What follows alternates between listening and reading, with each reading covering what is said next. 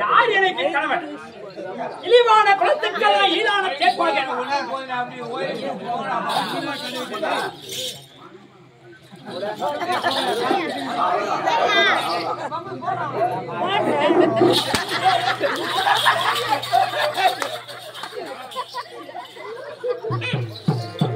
சுந்தரம் அவன் எப்பேற்பட்டவன்?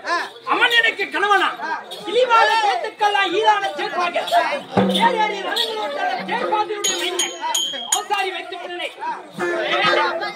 அவனுக்கு நான் மனைவியா? அவனுக்கு நான் கணவனா? வேலை செய்கிறாயா? இல்ல சொல்லி அனுப்பினாரே அவரிடத்திலே நீ வேலை செய்கிறாயா? அப்படியா சொன்னாலும் நான் சொல்லிட்டோம். என்றைக்கு உண்டக வீட்டுக்கு ரெண்டக நினைத்தாயோ இன்றில் முதல் என் முகத்தில் நீங்க முடியக்கூடாது. உங்களை என்ன செய்கிறேன் தெரியுமா?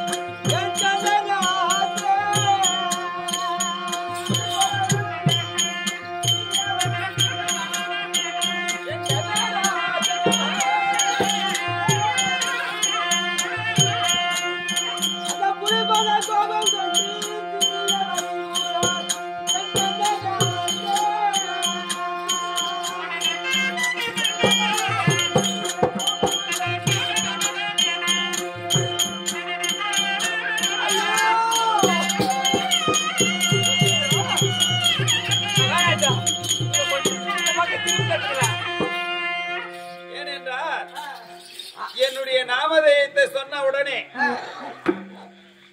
அந்த உன்னுடைய நாமதேயத்தை சொன்ன உடனே தேர்பாலன் ஈனகுலத்தான் அப்படி என்று உங்களுடைய விலாசத்தை எல்லாம் சொல்றாங்க. அதனால உங்க அந்த கதையை சொன்னார். அந்த பொன்னுருவி அம்மன் கட்டிய கயிறை நான் அவுத்து விட்டு விட்டேன். இப்போ அண்ணவளிடத்தில் சென்றால் சீரி நாகம் போல் வருகிறார், செங்கோலை போல சீறி வருகிறார் அப்படி என்று சொல்கிறாய். சுந்தரம், நான் ஒரு வார்த்தை சொல்கிறேன், நன்றாக நீ எனக்காக கேட்கணும்.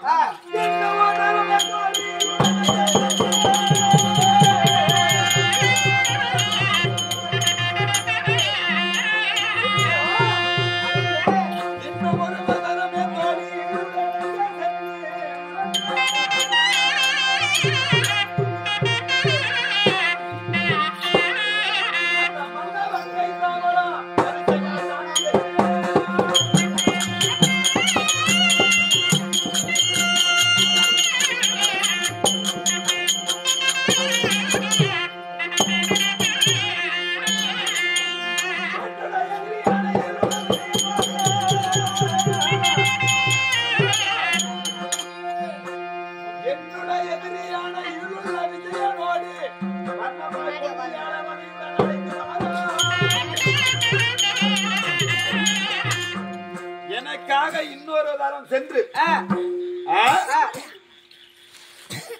உன்னுடைய மன்னவர் கைத்தாமலம் வரிசையா தாமலம் பெற்று என்னுடைய எதிரியான ஈருள்ள விஜயனோடு வர்ணமா யுத்தம் செய்ய வகையுடன் போக வேண்டும். அதனால வர்ணமுள்ள பொன்னியாலே வகையுடன் என்னிடம் அழைத்தோம். அப்படியா? ஆமா, எனக்காக மறுபடியும் ஒரு தரம் போயிட்டோம். அப்படியா? ஆனால் அடியம்மா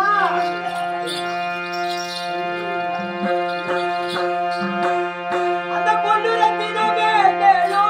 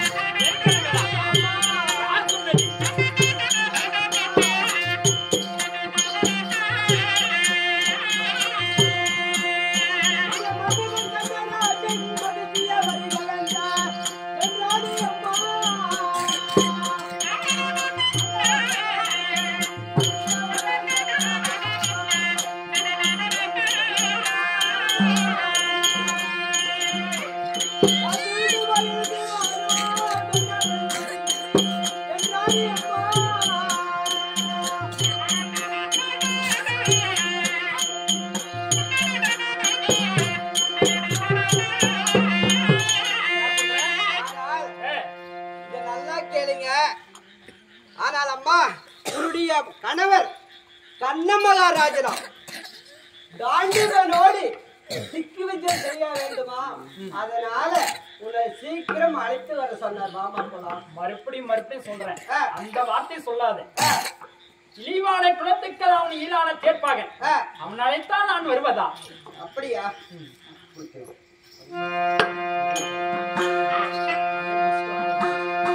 அதிபதி அம்மணி உண்டனாதே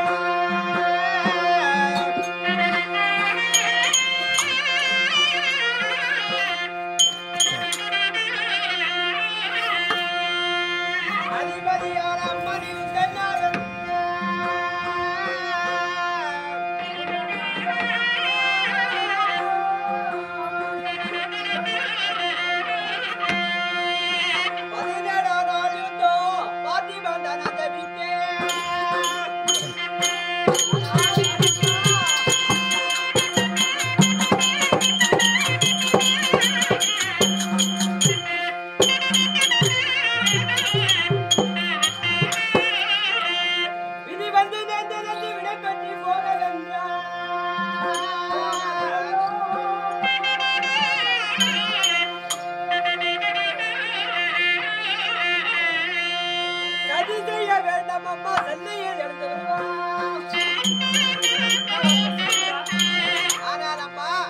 அதிபதியான உந்தநாதன் அதிபதியான பொண்ணி அம்மாவே உந்தநாதன் 17 நாள் யுத்தம் பார்த்திபனை தரஞ்சவிக்க 17 நாள் யுத்தம் பார்த்திபன் தரஞ்சவிக்க அவருக்கு விதி வந்து விட்டது. விதி வந்து நேர்ந்ததென்று வேந்தர் போக வேண்டார். சதி செய்ய வேண்டாம், சீக்கிரம் வாமா போலாம்.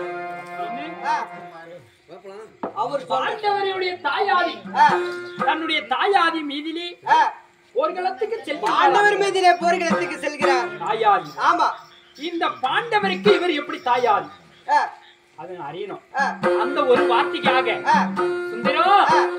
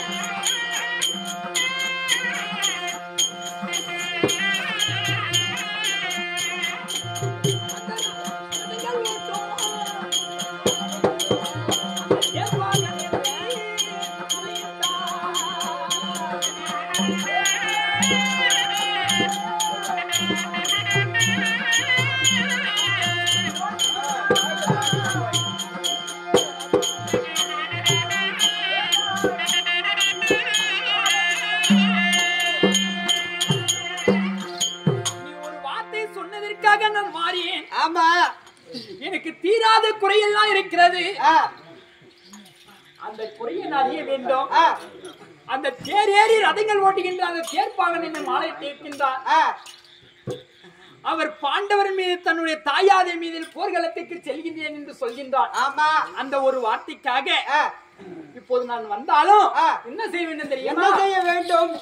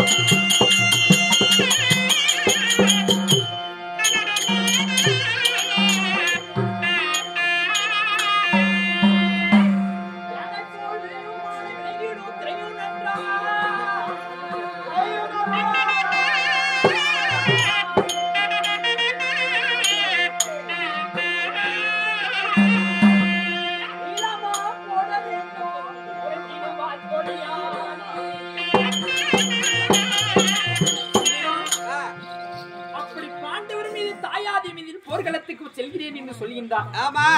அப்படி நான் வந்து அவருக்கு கைத்தாமலம் தர வேண்டுமானா மாலையும் தரித்த பின்னும் 3 மக்களை பெற்ற பிறகு அவர் முகத்தை இதுவரைக்கும் நான் பார்த்ததே கிடையாது. அதனால யானை போல் விளையன் மாதிரி விலங்கிடும் திரையின் என்றார். நீளமா போடணும். அந்த நீளமா போட்ட பிறகு அந்த திரைக்கு அந்த புறமாக வரும், திரைக்கு இந்த புறமாகும் என்று அவர் எப்படி பிறந்தார், எதற்காக என் நிலைத்தார், அந்த பாண்டவருக்கு எப்படி அவர் தாயாதி, அதை ஒன்று சொன்னால் நான் கைத்தாமலம் தருவதும் தராமல் போவதும் அப்பலாம் பார்க்கலாம். சொல்லிட்டு வாமா. அப்படியா? ஆனால் அரசே, அந்த பொண்ணுரு என்ன சொல்றாங்க, வெள்ளித்திரையை வளர்த்தி வெள்ளித்திரையை வளர்த்ததை உண்டானால் ஒரு புறம் நீயும் ஒரு புறம் அந்த புறம் அந்த அம்மால நிக்கணுமா? அப்படி நின்றதை என்னுடைய முகம் பாராமல் இருக்கும்படியாகவே திரை ஒரு வெண்திரை வளர்க்க வேண்டும். ஆமா. வெண்திரைக்கு அந்த புறத்தில் அன்னவளும் இந்த புறத்தில் நானும் என்னுடைய முகம் பாராமலே நான் சொல்லும் வார்த்தையை கேட்டு ஒன்று விட தாமலம் தருவதா இல்ல வந்த வழியை திரும்பி நான் போய்விடணும், அது தெரியாது. எப்படி எதற்காக என்ன எதற்கு அழைத்தார் அப்படி விலாசத்தை சொன்னதை உண்டானா கொடுக்காது அப்புறம் சொல்றேன்றாங்க. அப்படியாகட்டும்.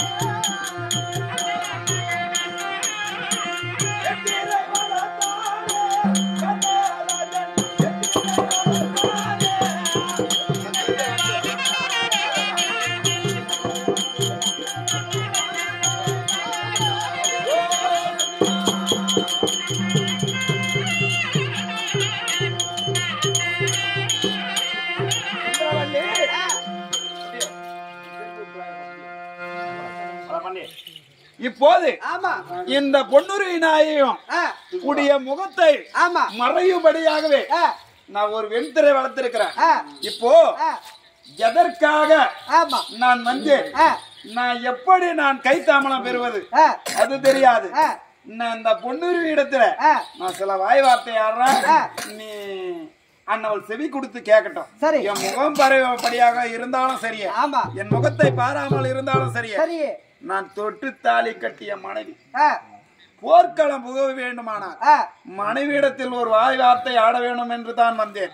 இருந்தாலும் இந்த போர்க்களம் புகும் போது நான் உயிரோடு இருக்கும் வரையிலும் தான் அவளுக்கு பொட்டு பூ அனைத்து சுகமும். அப்படி நான் ஒரு கால் நான் மாண்டு மடிந்து விட்டேனா அண்ணவளுக்கு அதோ வருகிறாள் பார் விதவியாகவே, கணவனை தின்ற பாவி, இதோ முண்டச்சி வருகிறாள். அப்படி என்று பார்க்கக்கூடிய மக்கள் எல்லாம் அண்ணவளை பேசுவார்கள். அதனால இந்த பொன்னிருவிக்கு நான் சில வாய் வார்த்தை ஆடுறேன், அவ செவி கொடுத்து காது கொடுத்து கேட்கட்டும்.